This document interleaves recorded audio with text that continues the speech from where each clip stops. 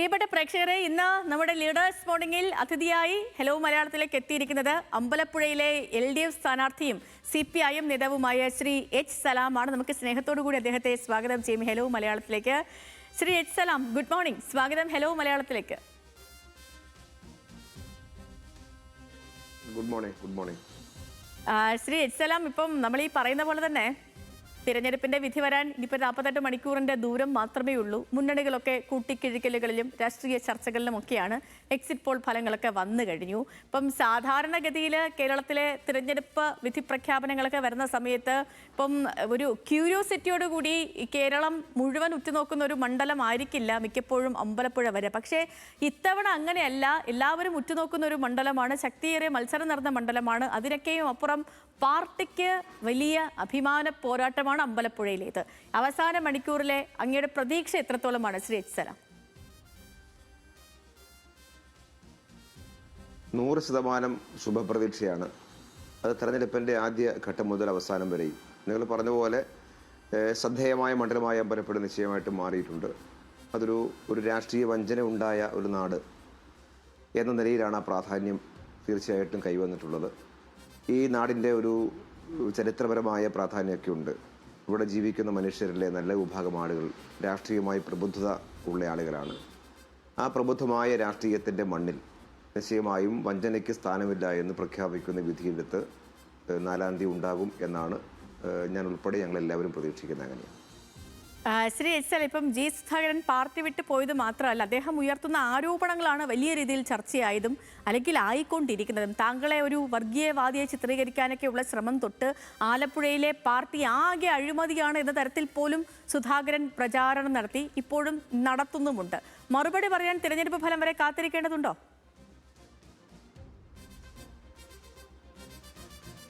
അതെല്ലാം ഒരു സ്ഥാനാർത്ഥി എന്ന നിലയ്ക്ക് എൻ്റെ ഒരു മാന്യതയാണ്.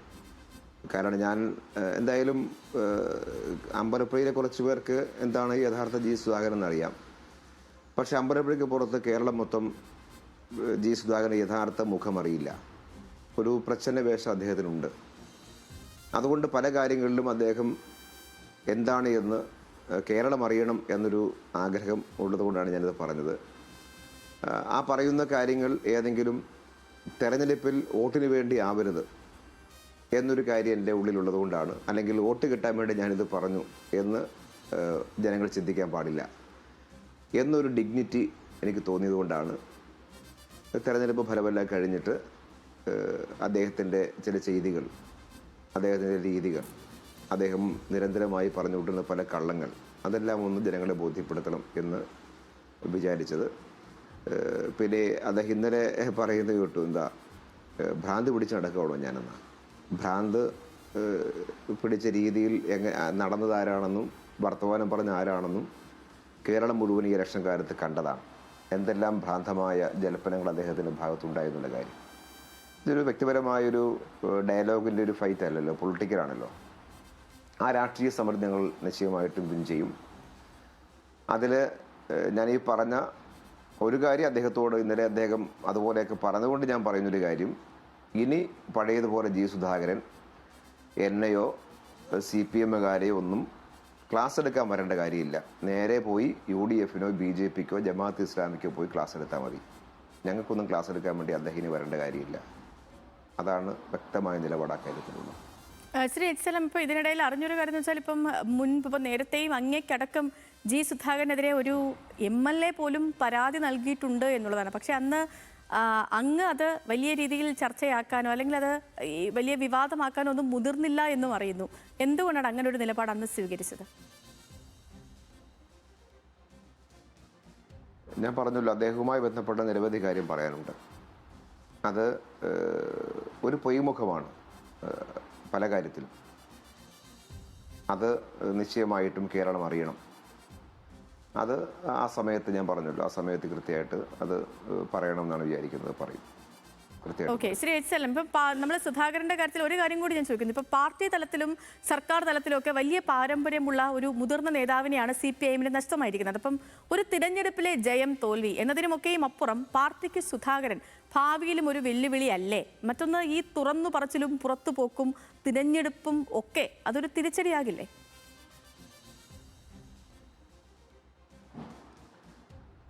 അദ്ദേഹം ഒരു രാഷ്ട്രീയ വഞ്ചന കാട്ടിയിട്ട് ഇത്രയും കാലം പറഞ്ഞുകൊണ്ടിരുന്നതിനെയെല്ലാം തള്ളിക്കളഞ്ഞ് സ്വന്തം സഹോദരൻ്റെ രക്തസാക്ഷിത്വത്തെ പോലും മാറ്റിപ്പറഞ്ഞ് അദ്ദേഹം സഞ്ചരിച്ചത് കേവലമായൊരു അധികാര സ്ഥാനത്തിന് വേണ്ടിയിട്ടാണ്. അപ്പം അങ്ങനെയുള്ളൊരാൾ പോയി എന്നുള്ളത് കൊണ്ട് മഹാനഷ്ടമുണ്ടായി എന്നൊന്നും ഞങ്ങളിപ്പോൾ കരുതുന്നില്ല. കാരണം ആലപ്പുഴയിലെ പ്രസ്ഥാനം അങ്ങനെയുള്ള പ്രസ്ഥാനമാണ്. ഈ ജില്ലയിലെ പ്രസ്ഥാനത്തിൻ്റെ ഉള്ളിൽ നിൽക്കുന്ന സമയത്തും കമ്മ്യൂണിസ്റ്റ് പാർട്ടിക്ക് നിരക്കാത്ത പലതും അദ്ദേഹത്തിൻ്റെ ഭാഗത്തുണ്ടായിട്ടുണ്ട്. അതെല്ലാം ഒരു പരിധിവരെ പാർട്ടിക്കകത്ത് സംസാരിച്ച് പോയിട്ടുണ്ട്. ചിലതിലേറ്റവും അവസാനം കഴിഞ്ഞ നിയമസഭാ തെരഞ്ഞെടുപ്പിൽ അദ്ദേഹത്തിൻ്റെ ഭാഗത്തുണ്ടായ സമീപനം ഉൾപ്പെടെ നിങ്ങൾക്ക് പൊതുവെ അറിയാം. അതെല്ലാം പാർട്ടി നിലപാട് സ്വീകരിക്കപ്പെട്ടതാണ്. ആ സമയത്ത് പോലും അദ്ദേഹത്തോട് ഒരു പരിഗണന പാർട്ടി കൊടുത്തു. ഈ ദീർഘനാളത്തെ ഒരു പാരമ്പര്യമുള്ള ഒരാൾ, രക്തസാക്ഷി കുടുംബത്തിൽപ്പെട്ട ഒരാൾ എന്നെല്ലാം ഒരു പരിഗണന പാർട്ടി കൊടുത്തുകൊണ്ടാണ് ഇന്ന് ഈ പാർട്ടിയോട് ചതി ചെയ്യേണ്ടി വന്നത് അദ്ദേഹത്തിന്. ഇല്ലെങ്കിൽ പാർട്ടിയിൽ ഉണ്ടാവില്ലായിരുന്നു. അപ്പം അങ്ങനെ ഒരു പരിഗണനയാണ് അദ്ദേഹത്തിന് നിശ്ചയമായിട്ടും കൊടുത്തിട്ടുള്ളത്. പക്ഷെ അദ്ദേഹം ഇത്രയും കാലം പറഞ്ഞ രാഷ്ട്രീയത്തെ തള്ളി നേരെ വിപരീതമായ രാഷ്ട്രീയത്തിൻ്റെ കൂടെ ചേരാൻ ഒരു മടിയും ഒരു ഉളുപ്പും അദ്ദേഹത്തിന് ഉണ്ടായില്ല എന്നുള്ളതാണ് ഈ നാട്ടിലെ പാവപ്പെട്ട മനുഷ്യ സാധാരണക്കാർ ചിന്തിക്കുന്ന കാര്യം. അതാണ്. ശ്രീ എച്ച്.എൽ. ഇനിയിപ്പം സുധാകരനെ വിട്ടിട്ട് ഞാനിപ്പം തിരഞ്ഞെടുപ്പിലെ കാര്യങ്ങളിലേക്ക് വന്നാൽ ഇപ്പോൾ തിരഞ്ഞെടുപ്പ് കഴിഞ്ഞു, വിധി വരാൻ 48 മണി കൊണ്ട് അകലെ മാത്രമേ ഉള്ളൂ. എക്സിറ്റ് പോൾ സർവേകളുടെ ഫലങ്ങളൊക്കെ വന്നു കഴിഞ്ഞു. എന്താണ് അങ്ങ് പുറത്തേക്ക് ഇറങ്ങുമ്പോൾ ആൾക്കാരിൽ നിന്ന് കിട്ടുന്ന ഒരു ഫീഡ്ബാക്ക് എങ്ങനെയാണ്?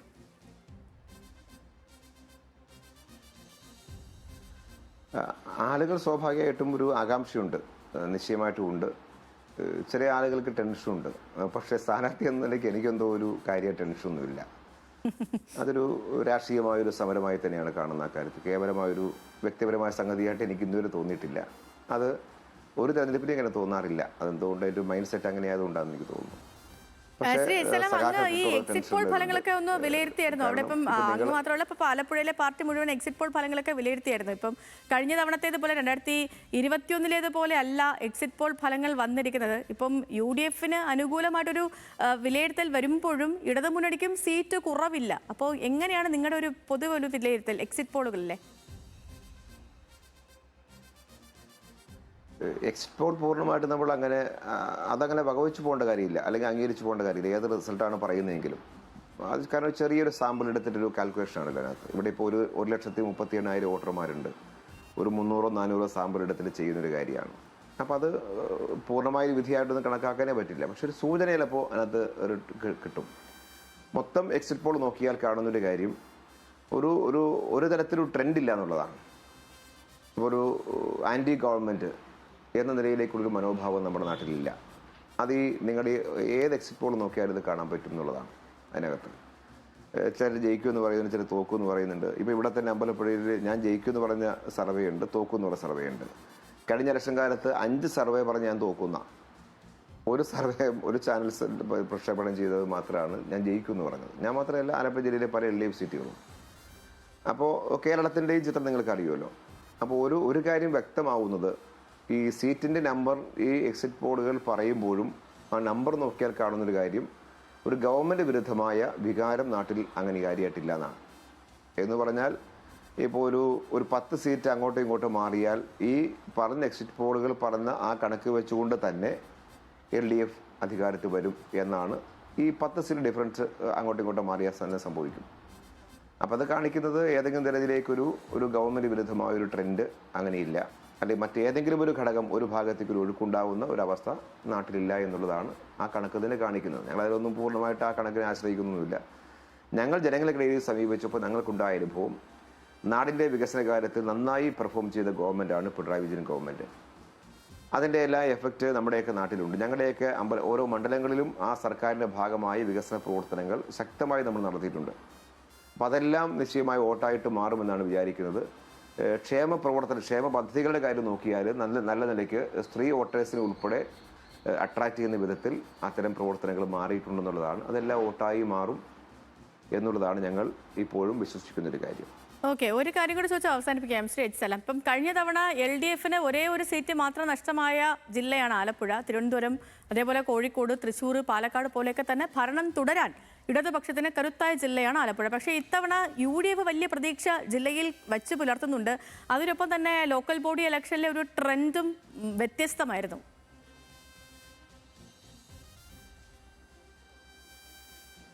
ലോക്കൽ ബോഡി ഇലക്ഷൻ്റെ നോക്കിയാൽ 2 സീറ്റ് മാത്രമേ ഉള്ളൂ. ആ വോട്ടിന് കണക്ക് നോക്കിയാൽ UDFന് ചെറിയ മുൻതൂക്കമുള്ള 2 സീറ്റേ ഉള്ളൂ.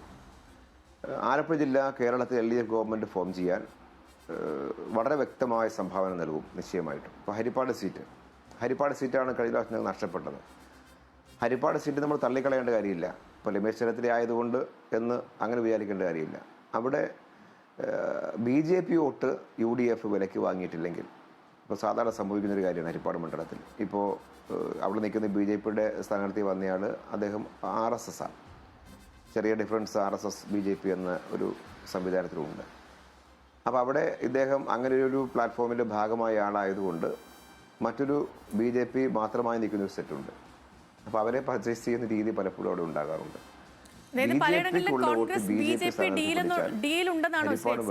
വേണമെങ്കിൽ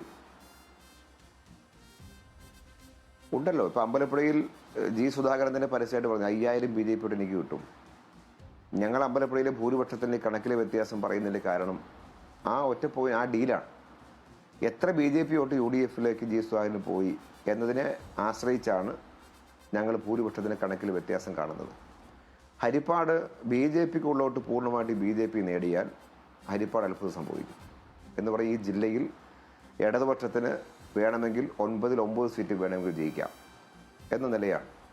അല്ലാതെ UDF വലിയ നേട്ടമുണ്ടാക്കുന്ന നിലയിലേക്കൊന്നും ഈ ജില്ലയിലെ രാഷ്ട്രീയ അന്തരീക്ഷമൊന്നും മാറിയിട്ടൊന്നുമില്ല. അത് പൊതുവെ റിസൾട്ട് വരുമ്പോൾ നമുക്ക് തീർച്ചയായിട്ടും കാണാൻ പറ്റും. ഓക്കെ, ശരി. അപ്പം ശ്രീ എച്ച് സലാം, ഒരുപാട് സന്തോഷം ഞങ്ങൾക്കൊപ്പം ജോയിൻ ചെയ്തതിന്. അങ്ങേക്ക് എല്ലാവിധ വിജയാശംസകളും നേരുന്നു. ഒപ്പം ഈ ദിവസം മനോഹരമായിരിക്കട്ടെ. Okay, thank you. ഓക്കെ, പ്രിയപ്പെട്ട പ്രേക്ഷകരെ, അപ്പോൾ നമുക്കൊപ്പം ഇത്രയും നേരം അതിഥിയായി ഇരുന്നത് അറിയാലോ, അമ്പലപ്പുഴയിലെ LDF സ്ഥാനാർത്ഥിയും CPM നേതാവുമായ ശ്രീ എച്ച് സലാമാണ്. അദ്ദേഹം വിജയപ്രതീക്ഷകളടക്കം പങ്കുവെക്കുകയായിരുന്നു. ഒപ്പം തന്നെ വിവാദങ്ങളിലെ മറുപടികൾ കൂടി. തുടർ ഭരണമോ ഭരണമാറ്റമോ, കേരളം കാത്തിരിക്കുന്ന വിധി.